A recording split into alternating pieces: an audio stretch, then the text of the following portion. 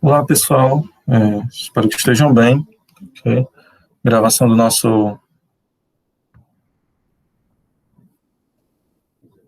nossa apresentação, tá certo? Nossa aula de hoje, nosso vídeo, tem como conteúdo vozes verbais, tá certo? Espero que estejam bem. Passamos, então, a explicação do nosso conteúdo. Então, dentro do conteúdo que nós já estamos abordando sobre verbos, tá certo? Então, nós chegamos às vozes verbais. Nós vamos ver que elas são 3, né? E aí nós começamos a definir esses conteúdos, tá certo? Então, a passividade, em termos gramaticais, é o fato de a ação verbal corresponder a um sujeito gramatical que não exerce papel ativo, atividade na ação. Então, nós vemos, por exemplo, em uma frase, que em determinados momentos os verbos eles podem assumir uma voz passiva, tá certo? E aí a voz passiva vai estar relacionada ao sujeito, a um sujeito passivo, tá certo? Que é aquele que não exerce a ação, que não pratica a ação daquele verbo, tá certo? Antes, ele é o objeto da ação, ele é atingido por pela ação daquele verbo, tá certo? Que é praticada por um agente da passiva. Então, por exemplo, o aluno foi levado para a diretoria.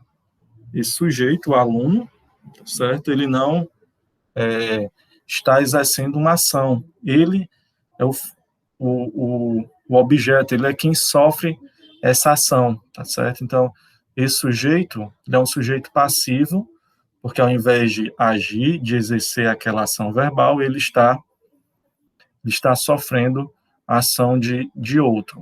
No caso aqui, o aluno foi levado para a diretoria, nós não temos quem é o agente da passiva, quem está exercendo aquela ação sobre o sujeito. Mas aí nós conseguimos identificar esse sujeito como não exercendo a ação, então um sujeito passivo e o verbo foi levado, né, a locução verbal, estando na voz passiva. Dando continuidade. Então, quando o sujeito gramatical é o responsável pela ação, dizemos que é um sujeito ativo e que o verbo está na voz ativa.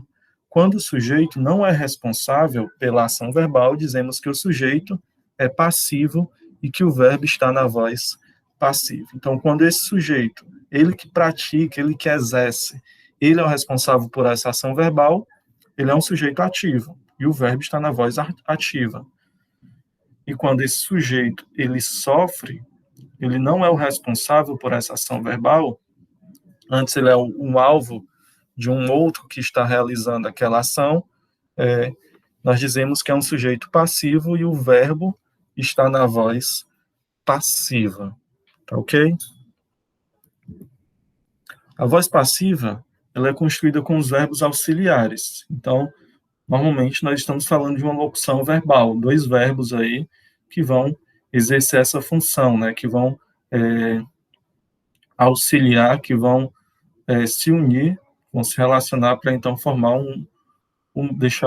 formar o verbo na voz passiva. São esses verbos auxiliares, né, ser, estar, ficar, acrescidos de um verbo no particípio passado, como, por exemplo, mordido, levado, como eu usei o exemplo, falado, feito, construído, certo? Então, quando nós falarmos em voz passiva, essa locução verbal vai ter, então, esses 2 verbos, né, auxiliares e um verbo principal no particípio passado, como nós vemos nos exemplos.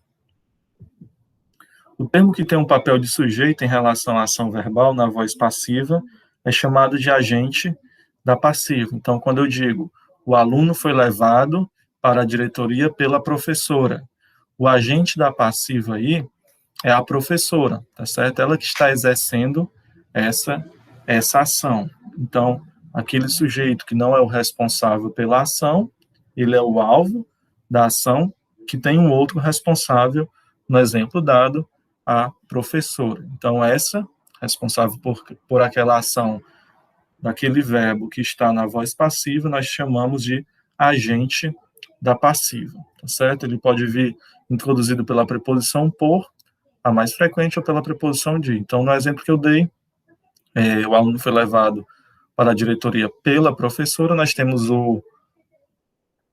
a preposição por, mais o artigo a, então gerando a contração pela, tá certo? Pela professora. Quando a forma verbal se reveste para o próprio sujeito, com o auxílio de um pronome, e o sujeito é ativo e passivo simultaneamente, temos a chamada voz reflexiva. Então, quando o sujeito ele é tanto responsável como aquele que sofre, aquele que é objeto daquela ação, aquele que recebe a ação daquele verbo, tá certo? Então, nós dizemos que nós temos uma voz reflexiva. Por exemplo, lavou-se, tá certo? Então, você tem um sujeito exercendo uma ação, responsável por aquela ação, mas ele também é o alvo daquela ação, tá certo? Então, quando essa forma verbal se reverte para o próprio sujeito, nós temos uma voz reflexiva. Ele vestiu-se. Então, ele está exercendo a ação, como também é objeto, alvo daquela ação verbal. Então, por isso o nome de voz reflexiva. Tá ok, pessoal? Então, por hoje é só. Vocês ficam com essa breve explicação para poder resolverem as questões que foram propostas na atividade. Até uma próxima. Fiquem com Deus.